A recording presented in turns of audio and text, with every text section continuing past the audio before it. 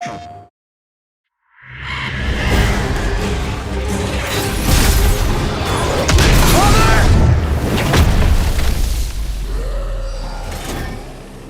you are at your weakest, when fear and doubt are a burden too heavy to bear, remember this.